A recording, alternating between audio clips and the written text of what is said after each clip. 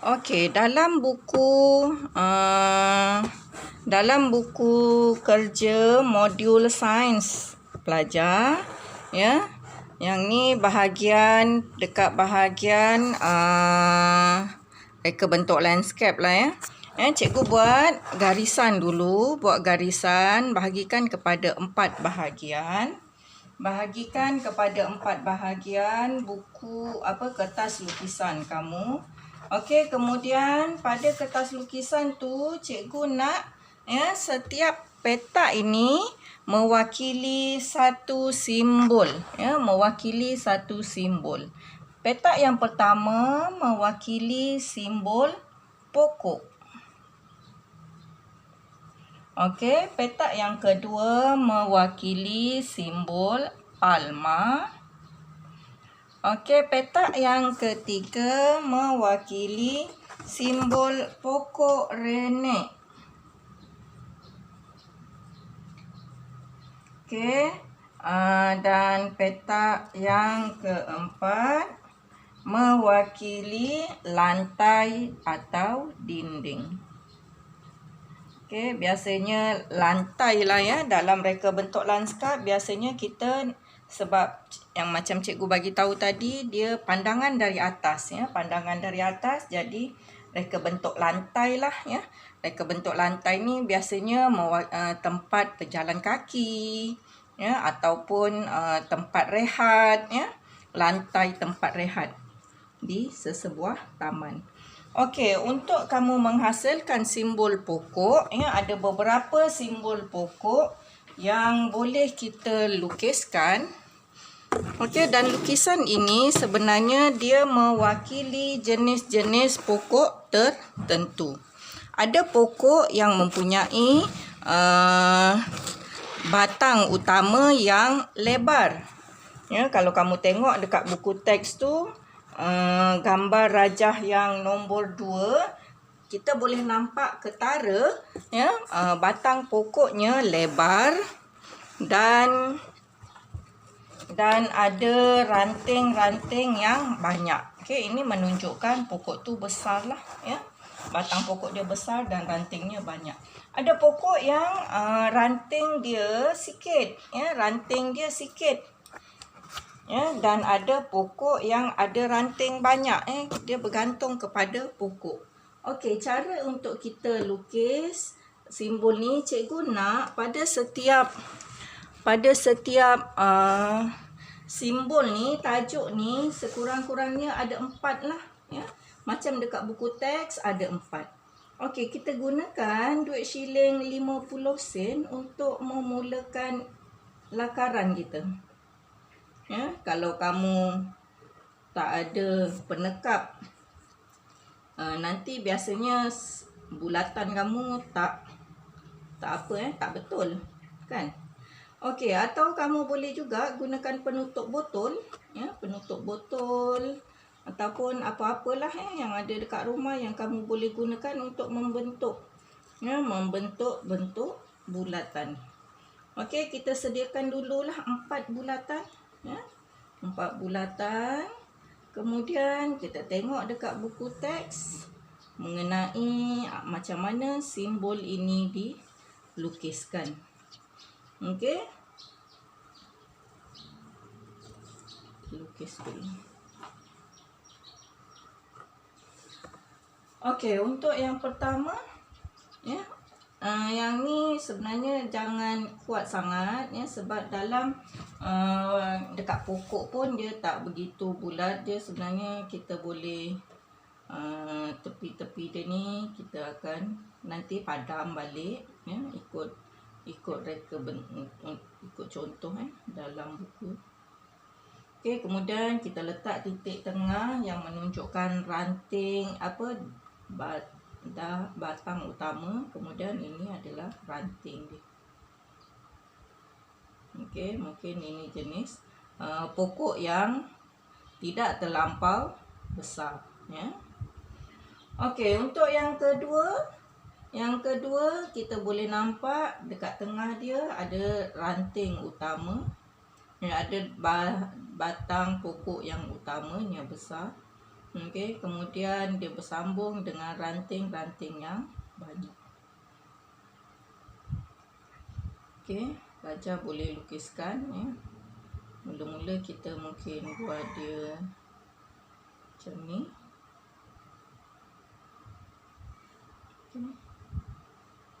Okey, nanti dekat bahagian tengah dia kita gelapkan ya. Dekat bahagian tengah dia kita gelapkan guna pensel. Okey, ini menunjukkan pokok ini mempunyai batang pokok yang besar lah ya. Okey, apa dia contoh pokok yang mempunyai batang pokok besar? Okey, nanti pelajar boleh Google ya. Contohnya pokok ara ya. Pokok ara ni pun ini biasa pokok yang memang dah lama lah ya. Pokok yang dah lama dia akan jadi besar ya. Biasanya mereka bentuk lanskap dia tak suka nak meletakkan pokok yang besar ya dalam reka bentuk lanskap mereka, kecuali pokok tersebut memang sudah sedia ada ya. Kita sebenarnya ada akta ya, ada akta yang menghalang kita daripada menebang pokok sesuka hati. Kalau pokok tu dah lebih puluh tahun ya ada dekat situ, kita tak boleh tebang dia sesuka hati ya. Jadi kita perlu masukkan pokok yang batang besar ni ya dalam reka bentuk kita ya. Kita sesuaikan dengan landscape kita ya. Kita tak boleh tebang ya, sebab tu kadang-kala ada pokok besar ya. Bukannya dia reka bentuk lanskap tiba-tiba terus pokok tu jadi besar, tak ya. Okey, ada yang jenis-jenis lain nanti pelajar boleh teruskan. Okey, untuk pokok palma kita juga gunakan duit shilling 50 sen ni. Tapi jangan tekan kuat sangat ya, sebab kita akan potong. Sebab kita akan potong pula, kita akan padam. Kita akan padam tepi-tepi dia. Jangan terlampau tekan. Ya, kita dapatkan bahagian tengah dia. Sini.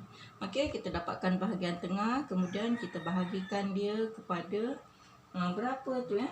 Mungkin ada depan, kiri, kanan, kemudian tengah. Okey, pokok palma. Ya, pokok palma ni apa contoh pokok palma? Ya, pokok palma contohnya pokok pinang ataupun pokok pokok kelapa sawit. Tapi pokok kelapa sawit tu jaranglah orang masukkan ya, pokok kelapa sawit tu dalam reka bentuk lanskap ya, sebab itu pokok pertanian ya. Tapi kumpulan-kumpulan tu lah ya. Dia ada bermacam-macam jenis pokok palma ya. Pelajar-pelajar boleh Google tengok apakah dia contoh-contoh pokok palma dalam reka bentuk lanskap ya. Ini kalau macam ni dia contoh macam pokok pinang lah ya. Pernah nampak pokok pinang kan ya? Dalam reka bentuk lanskap bukannya tanam pinang yang orang makan dengan sirih tu ya. Ni pokok pinang yang buah dia halus-halus tu ya. Ada juga ya, ada beberapa jenis pokok palma. Okey, pokok palma yang kedua, kamu boleh nampak pokok palma ni dia banyak cabang. Tadi cikgu cakap pokok palma ni dia kurang berdahan ya. Dia tak ada dahan, dia cuma ada batang utama kemudian daun. Tapi kalau kamu tengok dekat sini kat tengah ni dia batang utama dia.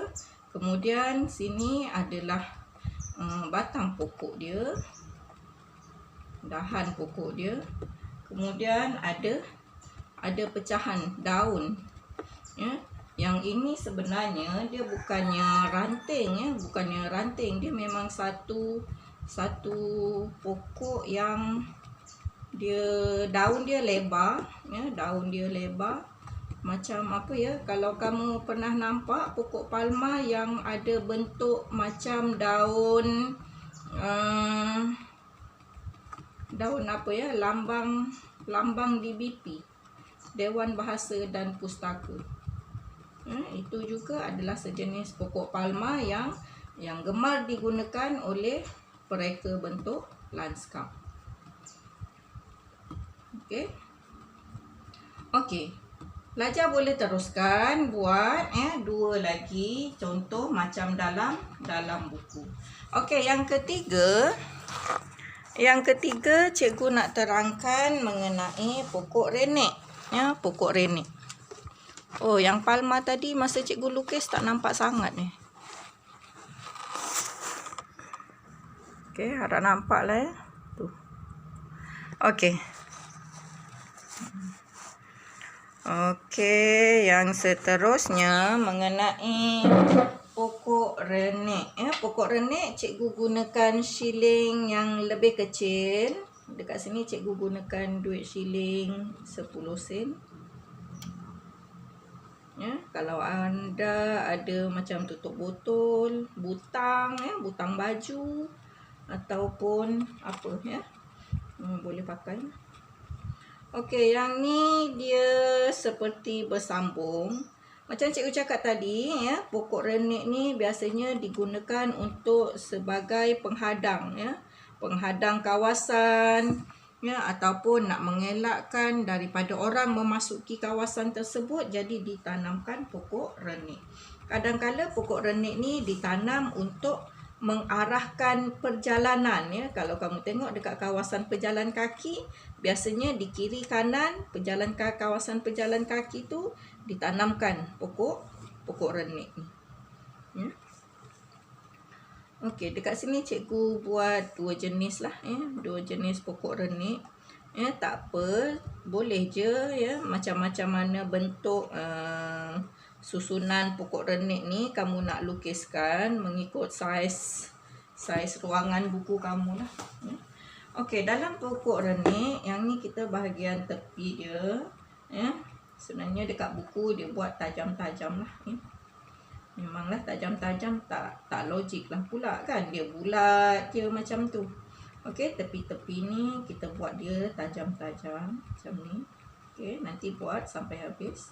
Okey, dan di tengah ni ada titik.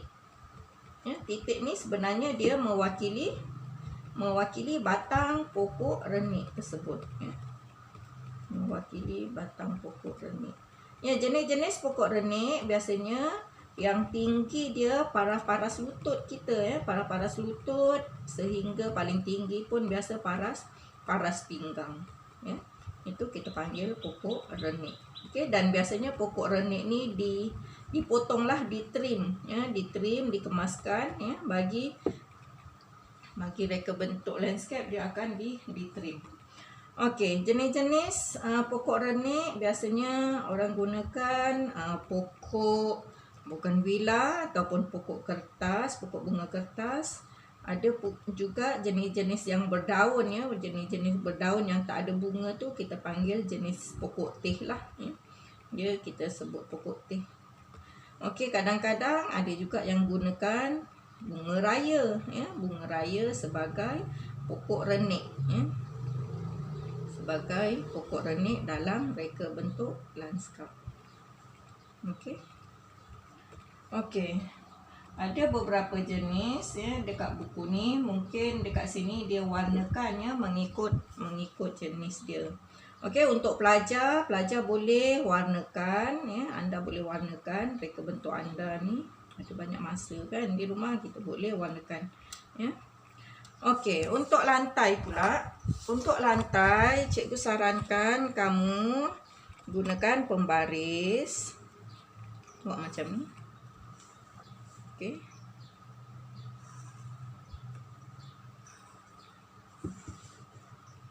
Dapatkan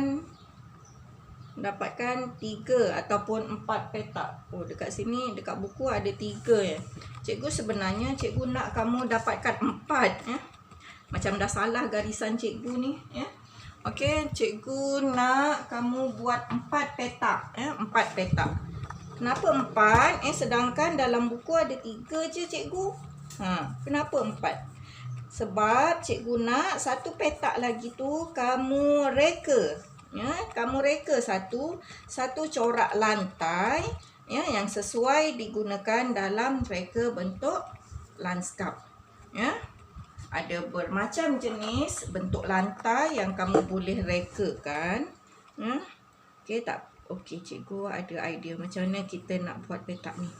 Okey. Kadang-kadang idea ni dia datang spontan kan. Dia datang spontan. Okey, kita buat empat segi. Kita buat petak besar. Okey, kemudian kita bahagikan kepada 4.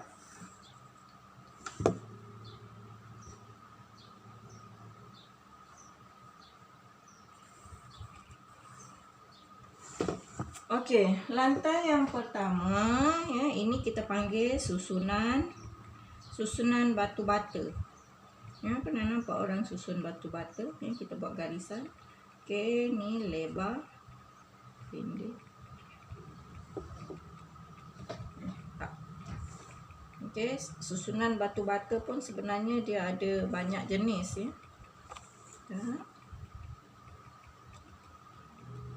Okey, dapatkan dia sama jenis, sama saiz. Okey, kemudian sini petak. Okey, kita ni kat tengah. Okey, ni kan.